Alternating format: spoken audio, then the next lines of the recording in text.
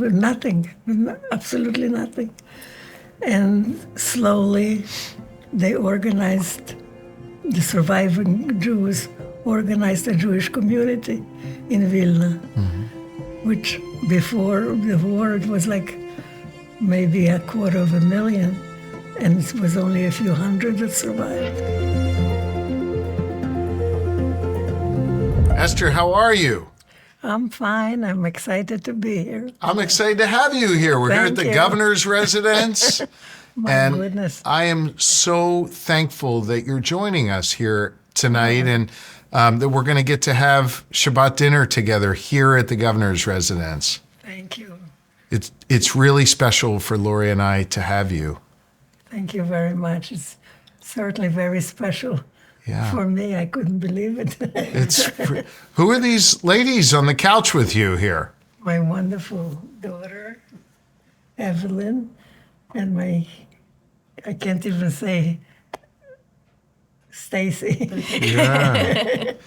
Well, Stacy helped. Super wonderful. She's super wonderful. She helped bring you here and to bring so many people here. We're going to have dinner tonight with children and grandchildren of Holocaust survivors. Oh. And it's going to be incredibly special for me and Lori and our family to have you here. We think it is so important to make sure we never forget and that we continue to pass down the lessons of the Holocaust so that we never repeat it anywhere in the world. And you're living proof of this. You're 96 years young, is that right? Yes. You look great, by the way. Thank you. And I love that you're here in Pennsylvania, but your life didn't begin in Pennsylvania. No. Where did your life begin? In Vilna, which at the time was Poland. In Poland. And then it was taken over by the Soviet Union. Yeah. Then Lithuania. Yeah. Then the Soviet Union again. Yeah. Then Germany. Okay. And then the Soviet Union. And now Vilna is the capital of Lithuania. That's right. So when people ask me, where I was born, it's Poland. Yeah. At the time. I want to hear about you growing up and what it was like to be a little girl growing up in Poland at that time. I also want you to know that Lithuania has a special relationship with Pennsylvania. They're a sister nation of ours, and we trade with them. Our National Guard trains with them. Our Department of Agriculture has a special relationship with them. So we have a warm and special relationship with Lithuania and the area that you grew up. It's a wonderful country, and I know it's been through a lot, but tell me a little bit about what it was like when you were growing up there. You were a little girl growing up in Poland. Yes. At a time of real tumult in the world.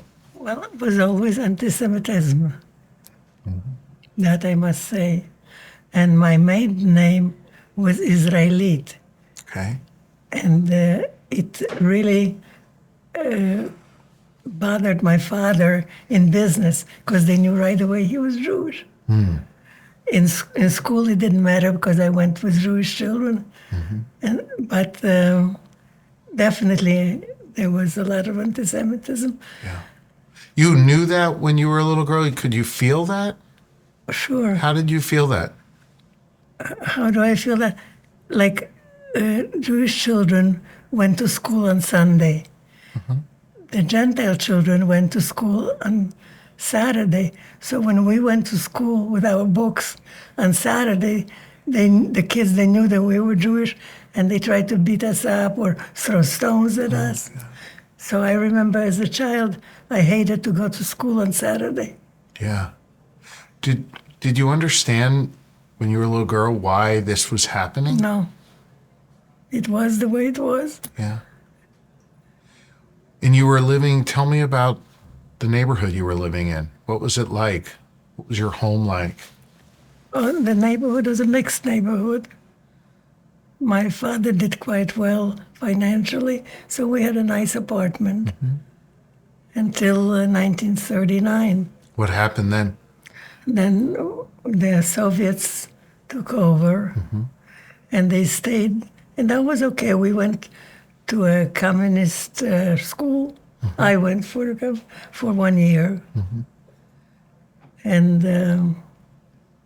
in art class, which is interesting, I think, we were not allowed to paint anything else but the profile of Lenin and the profile of Stalin. Wow. That's all you could That paint? was the art school. So you couldn't express. Wow. And not only me, but the older kids the same way. How old are you at this point? 9, 10 years old? 10 years old. 10 years old. So you're in a communist school. In a communist school. And tell me how... And then, of course, the Germans came, and we didn't realize how good we had it with the communists. Yeah. Because when the Germans came, it was, I can't even say horrible, it was more than horrible for the Jews. What happened? Right away, they told us to wear yellow stars in front and in back of our garments. We were not allowed to walk on the sidewalk, only in the gutter. All stores or cafes or whatever, we said no Jews allowed. They had signs up. Signs up, no Jews allowed. There's some people who have seen pictures in history of Jews wearing yellow stars and said that was made up. It wasn't It real. was not made up. Not made up? I Did you wore have it. to sew them into all your clothes? Yes. And we had to find something yellow in the house to make the stars. Because if he caught you without it, you went to jail. How did you feel having to sew that on your clothes and walk around that way? Well, like I say, I was 10 years old and I just went with the flow. You went with the flow. I knew it was terrible. Yeah. And then they formed a ghetto.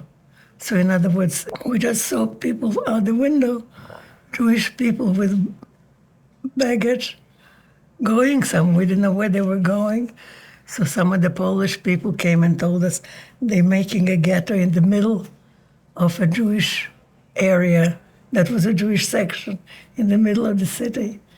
And they were taking all the Jews out of their apartment, out of their homes, and pushing them into those few streets. But you were watching this from your window? You were not being pushed in the ghetto at that We moment? were watching it for maybe a few minutes, didn't know what happened, and before you knew it, somebody knocked on our door, and it was the Gestapo with guns, and they said, you have 10 minutes to get out of the house. And I remember my mother put a blanket on the floor and started throwing linen or clothing or shoes, whatever, and we carried it on our shoulders, and so maybe something in luggage in the hand, whatever you could carry. And you left the house 10 minutes Left later? the house, and they sealed the house. You never went back to that house? No. Where did you live in the ghetto? So they pushed us into that area where there was a Jewish section. It was called the ghetto. They barricaded all the streets so you couldn't get out. There was only one big gate with police, and you only had to get out legally or for special reason. And where did you sleep? Where did you live? We slept, there were apartments there. The people that lived there, in one night, they took everybody out, and they were usually poor Jewish people that lived there. They took them and they shot them. They shot them? They shot them in Ponar. Ponar is a place like Babi Yar, those places. And so that's to make room for all the people from the city to come there. So I remember the first few weeks or few months, there was a bedroom that belonged to somebody. And there was a double bed, and 6 women slept on the double bed. bed. The men slept on the floor, wherever you could possibly find a place. What was a normal's not the right word, a typical day like in this ghetto? What did you do every day? You're about 11 years old or so at this Right. point? What, They tried, there was a Jewish government, so they tried to make schools, but it was very difficult. So they had maybe for a few weeks a teacher come and teach the children, and then we find out during the night the teacher was killed. So there was no continuity with the schooling. who killed the teacher? The Germans, Nazis? the The Nazis. Germans? How long did you live in this ghetto for? 2 years. What happened after 2 years? After 2 years, the Nazis decided to liquidate the ghetto. What does that mean? In other words, they took most of them and shot them on the outskirts of Vilna, a place called Panari, which is in many books. And then some younger people ran into the woods to the partisan. My father worked in a place where they made different parts for cars that was helpful for the army. Mm-hmm. So they decided to leave a few hundred Jewish people that worked in that place and they put us in a labor camp. Okay.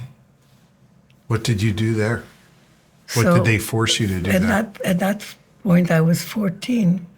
So I was sewing, mending socks and uniforms for the German soldiers. Mm-hmm. We repaired them and they sent them to the fronts, for the German army. So you're 14 years old. Yes. You're being forced to work Right, by the Nazis. by the Nazis. And you're sewing socks so Nazi soldiers would And my have. father was in the machine, where they repaired the cars.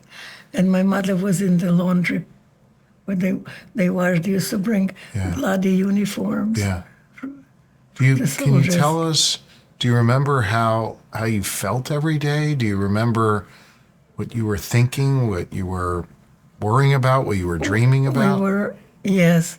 I had some girlfriends my age, and it was 13, 14, 15.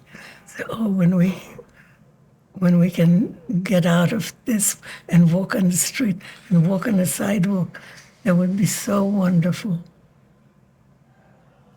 And then the Russians were winning the war, and the Germans retreated. Mm-hmm. And do you want me to go on? Please.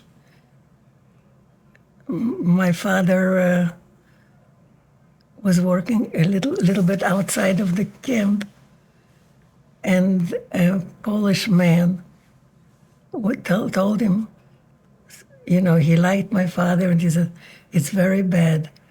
The Germans are retreating, the Russians are coming, and they're going to kill you before they retreat." So my father snuck into the labor camp and told my mother and I, Let's go. there was a guy at the gate who is drunk. Just walk as you are in our summer clothes. And I remember my mother and go to this man that warned him. He said, "I'll hide you." Hide you. Yeah, which was unbelievable, because they would have killed him if they knew that he was hiding Jews. So someone on the outskirts of the ghetto, or on the outskirts of the labor camp, Labor camp. So my says to your father, "Come, bring your family, we'll hide them." if we didn't know it was going to be that fast, Yeah. he just said it that morning or the day before. What was the name of this person? That's what we were trying to find out. He was a hero. His name is Nikolai. Nikolai? All I knew is Nikolai, and his wife I called Mrs. Nikolai, and I never found out the name. And they weren't Jewish? No. You didn't know them? Your Wonderful. father knew them a little bit? Very poor people, financially poor. Yeah. But they were wonderful. What does it mean to be hidden there? What was that life like? When my mother and I walked out of the camp, we didn't know exactly just what my father explained where his house was. And we got to his house, and he was sleeping on the porch. And we said, we are Israelites, that's my father's name, wife and daughter. Oh my God, he says, did anybody see you coming here? I said, no, nobody saw us coming. So he threw us, into the cellar. And this was such a relief. And we were so happy. You felt a little free almost. Free, that nobody will find us. So they open up like a cellar door. A cellar door from his kitchen. And threw us into the cellar. And about 4 or 5 hours later, it was dark already. And the door of the cellar opened, and my father came. Wow. He ran away, and he says, as soon as we left, maybe a half an hour later, the Germans came and started shooting. Oh, my God. And my father started running, and a lot of people fell on the sidewalks, and some made it, and my father... He made it. Fortunately, he was able to rejoin you and your mom. And I'll never forget that. He was shaken. 30 minutes. Yeah. Difference. How long were you in the Nikolai's home? Well, we were so we were there a few days. And the best thing that she did, Mrs. Nikolai, is she gave us a hot bath. And that was like heaven. Mm-hmm. I remember that. And then, we went into the city, met other people, other survivors. How were you allowed to leave? Why was it safe? What happened? Well, the Germans were gone already. They retreated? Yeah, they retreated. And it was all soldiers, Russian soldiers. And when we walked, we were actually crawled out almost of Nikolai's house. And when we saw the first Russian soldier, we hugged him and kissed him, and he didn't know why. Wow. And what happened? I mean, what was the world like at that moment? So you were in hiding for about a week. Yeah, right. Come out. Came out with nothing, absolutely nothing. And slowly they organized, the surviving Jews organized a Jewish community in Vilna, mm-hmm. which before the war it was like maybe 250,000, and it was only a few hundred that survived. It was 250,000. It was about 250,000. Yes. And when you all reassembled after the Nazis were driven out, there were a few hundred. And then slowly people were coming from other places. And how long did you remain in Vilnius? 1 year. You stayed for 1 year? In 1945, the war ended. Yeah. And that was the biggest celebration, like in the United States in 1945. Yeah. May 8th, 1945. Where did you go after you left? From there, we went to a place in Poland. The city was called Lodz. And somehow there was a Jewish organization that was in Lodz. So everybody, all the survivors, or most of the survivors, went to Lodz to connect with the Jewish organization. Mm. And we said, we don't want to stay in Vilna anymore. Too many terrible memories. Yeah. We just want to get out. Yeah. And since we were Polish citizens before the war, it was legal for us to do it. So we did it legally. But the illegal thing was that we didn't want to stay in Poland either, because that was under the communists. Yeah. So And my father, I remember, he was always a successful businessman. yeah. And he said, well, we survived. My father was only 40 years old. And you were 16 or so at this point? 15, 16? 16. Let's go to a nice country. So Israel would not let us in till 1948. Right. And this was 45. So where'd you go? We went to America, and thank goodness. How did you come into America? Well, we went to DP camp? a DP camp, displaced person camp. Yes. Which Where? people from all over Europe. There were many displaced persons Yeah. camps in Europe. And we ended up in Austria. Austria. Yes. And it's not funny, but there was a rabbi there, a chaplain in the